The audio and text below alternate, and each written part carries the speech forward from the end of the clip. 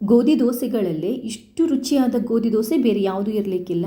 ಬೆಲ್ಲ ಮತ್ತು ಕಾಯಿಯನ್ನು ಹಾಕಿ ಮಾಡುವಂಥ ಒಂದು ರುಚಿಯಾದ ಬೆಲ್ಲದ ಗೋಧಿ ದೋಸೆನ ತುಂಬಾ ಸುಲಭವಾಗಿ ಹೇಗೆ ಮಾಡ್ಬೋದು ಅನ್ನೋದನ್ನು ಹೇಳ್ಕೊಡ್ತಾ ಇದ್ದೇನೆ. ಅದು ನಮಗೆ ಜಾಸ್ತಿ ಇಂಗ್ರೀಡಿಯೆಂಟ್ಸ್ ಕೂಡ ಬೇಡ, 1-2-3 ಇಂಗ್ರೀಡಿಯೆಂಟ್ಸ್ ಇದ್ದರೆ ಸಾಕು. ಇನ್ನೊಂದು ಏನು ಅಂತಂದರೆ ಬರೀ ತುಪ್ಪ ಇದ್ದರೆ ಸಾಕು. ಇದನ್ನ ತಿನ್ನಲಿಕ್ಕೆ ಪಲ್ಯ ಆಗಲಿ ಅಥವಾ ನಮಗೆ ಸಾಗು ಆಗಲಿ ಏನು ಬೇಡ. ಸರಿ, ಹಾಗಾದರೆ ಈ ವಿಶೇಷವಾಗಿರುವಂಥ ರೆಸಿಪಿನ ಹೇಗೆ ಮಾಡೋದು ಅನ್ನೋದನ್ನು ನೋಡ್ಕೊಂಬರೋಣ. ಈ ರುಚಿಯಾಗಿರುವಂಥ ಬೆಲ್ಲದ ಗೋಧಿ ದೋಸೆ ಮಾಡಲಿಕ್ಕೆ ನೋಡಿ, ನಾನು ಒಂದು ಅರ್ಧ ಕಪ್ಪಷ್ಟು ಬೆಲ್ಲನ ತಗೊಂಡಿದ್ದೇನೆ. ಇವಾಗ ಸ್ಟವ್ ಮೇಲೆ ಒಂದು ಪಾತ್ರೆನ ಇಟ್ಬಿಟ್ಟು ಅದನ್ನೊಂಚೂರು ಬಿಸಿ ಮಾಡ್ಕೊಳ್ಳಿ. ಬಿಸಿ ಮಾಡಿಕೊಂಡು 1 ಟೇಬಲ್ ಸ್ಪೂನಷ್ಟು ತುಪ್ಪನ ಹಾಕ್ಕೊಳ್ಳಿ. ಇದು ಮನೆಯಲ್ಲೇ ಮಾಡಿರುವಂಥ ಶುದ್ಧ ತುಪ್ಪ. ಇದನ್ನ ಯಾವ ಥರ ಮಾಡೋದು ಅನ್ನೋದು ನಿಮಗೆ ಲಿಂಕ್ ಹಾಕಿರ್ತೇನೆ ಡಿಸ್ಕ್ರಿಪ್ಷನಲ್ಲಿ. ಇದಕ್ಕೆ ನಾವು 1 ಕಪ್ಪಷ್ಟು, 1 ಅಥವಾ 1.25 ಕಪ್ಪಷ್ಟು ಕಾಯಿ ತುರಿನ ಹಾಕೋಬೇಕು. ಕಾಯಿ ತುರಿನ ಹಾಕ್ಕೊಂಡು ಲೈಟಾಗಿ ನಾವಿದನ್ನ ಹುರಿದ್ಕೋಬೇಕು ತುಪ್ಪದಲ್ಲಿ. ಆವಾಗ ಇದೆಯಲ್ವ ಗೋಧಿ ದೋಸೆ ತುಂಬ ಚೆನ್ನಾಗಿ ಫ್ಲೇವರ್ ಬರುತ್ತೆ, ಖುಷಿ ಆಗುತ್ತೆ ತಿನ್ನೋದಕ್ಕೆ ಕೂಡ. ನೀಟಾಗಿ ಕಮ್ಮಿ ಉರಿ ಇಟ್ಕೊಂಡೇ ಹುರಿದ್ಕೊಳ್ಳೋಣ. ಕಾಯಿಯನ್ನು ಸ್ವಲ್ಪ ಹುರಿದಾದ ನಂತರ ಈ ಗುದ್ದಿರುವಂಥ ಬೆಲ್ಲನ ಹಾಕೊಳ್ಳಿ. ಬೆಲ್ಲನ ಹಾಕ್ಕೊಂಡು ನಾವು ಈ ಥರ ಬೆಲ್ಲನ ಒಂಚೂರು ನೀರು ಮಾಡ್ಕೋಬೇಕಾಗುತ್ತೆ.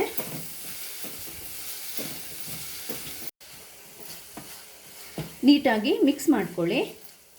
ಬೆಲ್ಲನೇನು ತುಂಬ ನೀರು ಮಾಡೋದು ಬೇಕಾಗಿಲ್ಲ ಅಥವಾ ತುಂಬ ಇದನ್ನ ಕಾಯಿಸೋದು ಬೇಕಾಗಿಲ್ಲ.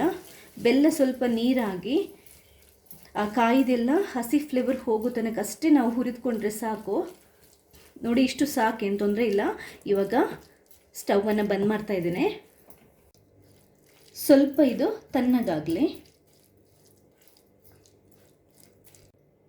ಇವಾಗ ಇದನ್ನ ಒಂದು ಮಿಕ್ಸಿಗೆ ಹಾಕೋಬೇಕು. ಸ್ವಲ್ಪ ಇದನ್ನ ರುಬ್ಕೊಂಡು ನೈಸಾಗಿ ಮಾಡಬೇಕು ನಾವು ದೋಸೆ ಹಿಟ್ಟಿಗೆ ಹಾಕೊಳ್ಳಿಕ್ಕೆ. ಇದಕ್ಕೆ ಒಂದು 3-4 ಏಲಕ್ಕಿನ ಸಿಪ್ಪೆ ತೆಗೆದು ಹಾಕೊಳ್ಳೋಣ, ಅಥವಾ ಏಲಕ್ಕಿ ಪುಡಿ ಹಾಕಿದರೂ ಆಗುತ್ತೆ, ತುಂಬ ಫ್ಲೇವರ್ ಚೆನ್ನಾಗಿ ಬರುತ್ತೆ. ಈಗ ಇದನ್ನ ನಾನು ಗ್ರೈಂಡ್ ಮಾಡ್ಕೊತಾ ಇದ್ದೇನೆ. ನೋಡಿ, ಕಾಯಿ ಮತ್ತು ಬೆಲ್ಲದು ಈ ಥರ ಒಂದು ಪೇಸ್ಟನ್ನು ನಾವು ರೆಡಿ ಮಾಡ್ಕೋಬೇಕು. ಈಗ ಒಂದು ಮಿಕ್ಸಿಂಗ್ ಬೌಲ್ ತಗೊಂಡು ಮೊದಲಿಗೆ ನಾವು ಗೋಧಿ ಹಿಟ್ಟನ್ನು ಹಾಕೊಳ್ಳೋಣ. ನಾನೊಂದು 2 ಕಪ್ಪಷ್ಟು ಗೋಧಿ ಹಿಟ್ಟನ್ನು ತಗೊತಾ ಇದ್ದೇನೆ. 2 ಕಪ್ಪಷ್ಟು ಗೋಧಿ ಹಿಟ್ಟನ್ನು ಹಾಕೊತಾ ಇದ್ದೇನೆ ದೋಸೆ ಮಾಡಲಿಕ್ಕೆ. 1/4 ಟೇಬಲ್ ಸ್ಪೂನಷ್ಟು ಉಪ್ಪು, ರುಚಿಗೆ ಎಷ್ಟು ಬೇಕು ನೋಡಿಕೊಂಡು ಹಾಕೊಳ್ಳಿ. ಸ್ವಲ್ಪ ಅರಿಶಿನ ಪುಡಿನ ಹಾಕೊತಾ ಇದ್ದೇನೆ. ಇದರಿಂದ 2 ಇದೆ. ಒಂದು ಆರೋಗ್ಯಕ್ಕೆ ತುಂಬಾ ಒಳ್ಳೆಯದು. ಈಗ ಶೀತ ಟೈಮ್ ಆಗಿರೋದ್ರಿಂದ, ಚಳಿ ಟೈಮ್ ಆಗಿರೋದ್ರಿಂದ ಕಫ ಶೀತ ಎಲ್ಲ ಆದ್ರೂ ಒಳ್ಳೆಯದು.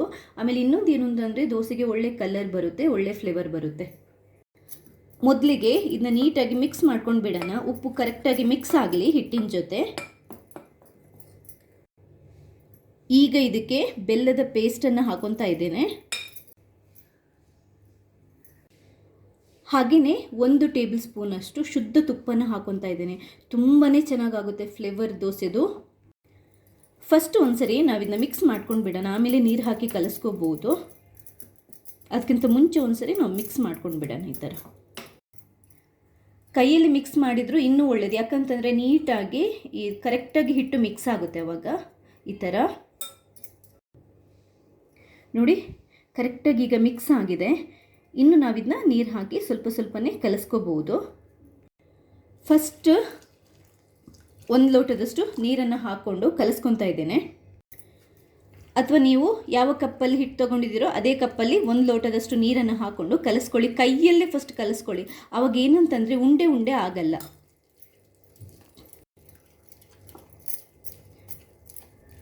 ಕೈಯಲ್ಲಿ ಈ ಥರ ಕಲಿಸ್ಕೊಂಡ್ರೆ ಉಂಡೆ ಉಂಡೆ ಆಗೋದು ತಪ್ಪುತ್ತೆ. ಈಗ ಮತ್ತೆ ಸ್ವಲ್ಪ ನೀರು ಹಾಕ್ತಾ ಇದ್ದೇನೆ. ನೀರು ಹಾಕುವಾಗ ಕೇರ್ಫುಲ್, ಜಾಸ್ತಿಯಾಗಿ ಹಾಕೋಬೇಡಿ. ಸ್ವಲ್ಪ ಸ್ವಲ್ಪನೇ ನೀರು ಹಾಕಿ ಕಲಿಸ್ತಾ ಬರೋಣ. ಈಗ ನಾವು ಸೌಟ್ ಹಾಕ್ಕೊಂಡೆ ನೀಟಾಗಿ ಕಲಿಸ್ಕೋಬಹುದು.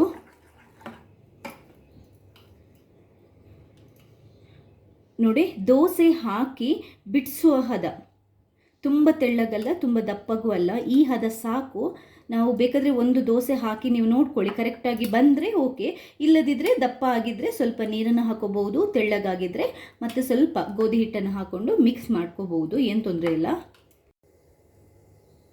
ನೋಡಿ, ಕರೆಕ್ಟಾಗಿ ಈ ಹದ ಮಾಡ್ಕೊಳ್ಳಿ. ಒಂಚೂರು ತೆಳ್ಳಗೆ ಮಾಡ್ಕೊಂಡಿದ್ದೇನೆ ಈ ಥರ. ಈಗ ಸ್ಟವ್ ಮೇಲೆ ಒಂದು ತವನ ಇಟ್ಟು ಮೀಡಿಯಮ್ ಉರಿ ಇಡಬೇಕು, ಅಥವಾ ಸ್ವಲ್ಪ ಕಮ್ಮಿ ಉರಿನೇ ಇಟ್ಕೊಂಡು ಫಸ್ಟ್ ಚೆನ್ನಾಗಿ ಕಾಯಿಸ್ಕೋಬೇಕು.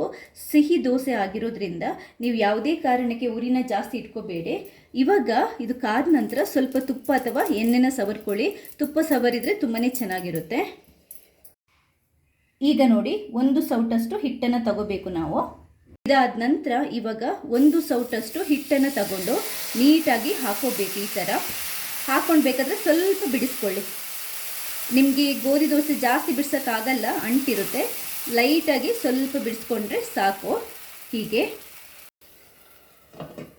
ಮುಚ್ಚಿಟ್ಬಿಟ್ಟು ಒಂದು ಸ್ವಲ್ಪ ಹೊತ್ತು ಕಮ್ಮಿ ಉರಿಯಲ್ಲಿ ಅಥವಾ ಮೀಡಿಯಂ ಫ್ಲೇಮಲ್ಲಿ ಕಾಯಲಿಕ್ಕೆ ಬಿಡೋಣ.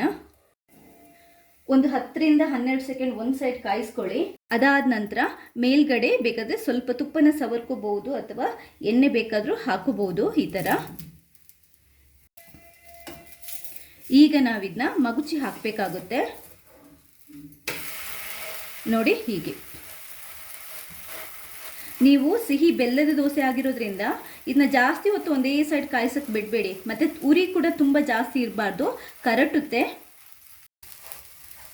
ಈಗ ನಾನು ಮಾಡಿರೋದು ನೋಡಿ, ಪರ್ಫೆಕ್ಟಾಗಿ ಬಂದಿದೆ. ನಿಮಗೆ ಗೋಧಿ ದೋಸೆಗಳಿಗೆ ತುಂಬ ರೌಂಡ್ ಶೇಪ್ ಕೊಡೋಕ್ಕೆ ಬರಲ್ಲ, ಅದು ಅಂಟು ಹಿಟ್ಟಾಗಿರೋದ್ರಿಂದ. ಇನ್ನೊಂದು ಸೈಡ್ ಕಾದಿದೆ ನೋಡಿ, ಈ ಥರ ಆಗಬೇಕು. ಗೋಧಿ ದೋಸೆ ಸ್ವಲ್ಪ ಚೆನ್ನಾಗಿ ಕಾದ್ರೇನೆ ಇದೆಯಲ್ವ ಈ ಬೆಲ್ಲದ ದೋಸೆ ತುಂಬಾ ಚೆನ್ನಾಗಿರುತ್ತೆ. ನೋಡಿ, ಇಷ್ಟೇ ಬೆಲ್ಲದ ಗೋಧಿ ದೋಸೆ ರೆಡಿ ಆಗಿದೆ. ಇಷ್ಟೇ ನೋಡಿ, ಬರೀ ಕಾಯಿ ಮತ್ತು ಬೆಲ್ಲ ಇದ್ದರೆ ಸಾಕು, ನಮಗೆ ಜಾಸ್ತಿ ಇಂಗ್ರೀಡಿಯೆಂಟ್ಸ್ ಕೂಡ ಬೇಡ. ತುಂಬಾ ಸುಲಭವಾಗಿ ಈ ಬೆಲ್ಲದ ಸಿಹಿಯಾಗಿರುವಂಥ ಗೋಧಿ ದೋಸೆನ ಮಾಡ್ಬೋದು. ಇನ್ನೊಂದು ಏನು ಅಂತಂದರೆ, ಈ ಗೋಧಿ ದೋಸೆನ ತಿನ್ನಲಿಕ್ಕೆ ನಮಗೆ ಬರೀ ತುಪ್ಪ ಇದ್ದರೆ ಸಾಕು. ತುಪ್ಪದಲ್ಲಿ ನಾವು ಸ್ವಲ್ಪ ಬಿಸಿ ಮಾಡ್ಕೊಂಡು ಇದಕ್ಕೆ ಸವರ್ಕೊಂಡು ತಿಂದರೆ ಅದರಷ್ಟು ಅದ್ಭುತ ರುಚಿ ಬೇರೆ ಯಾವುದು ಇರಲ್ಲ ಅಂತ ಹೇಳ್ಬೋದು. ಇದಕ್ಕೆ ಇನ್ನೊಂದು ಏನು ಅಂತಂದರೆ, ಮಕ್ಕಳಿಗೆ ನಾವು ಬಾಕ್ಸ್ಗೆಲ್ಲ ಕೊಡ್ತೀವಲ್ವ, ಅವಾಗ ಕೂಡ ಇದನ್ನ ಸುಲಭವಾಗಿ ಮಾಡಿಕೊಡ್ಬೋದು. ಮತ್ತೆ ಪುನಃ ಅವರಿಗೆ ಸಾಗು ಆಗಲಿ ಪಲ್ಯ ಆಗಲಿ ಮಾಡಿಕೊಡುವಂಥ ಅವಶ್ಯಕತೆ ಇಲ್ಲ. ಮಾಡಲಿಕ್ಕೆ ಕೂಡ ತುಂಬಾ ಸುಲಭವಾಗಿದೆ. ಒಂದ್ಸರಿ ಟ್ರೈ ಮಾಡಿ, ಮರೆಯದೆ ನನಗೆ ನಿಮ್ಮ ಫೀಡ್ಬ್ಯಾಕ್ನ ತಿಳಿಸಿ. ಥ್ಯಾಂಕ್ಸ್ ಎಲ್ರಿಗೂ.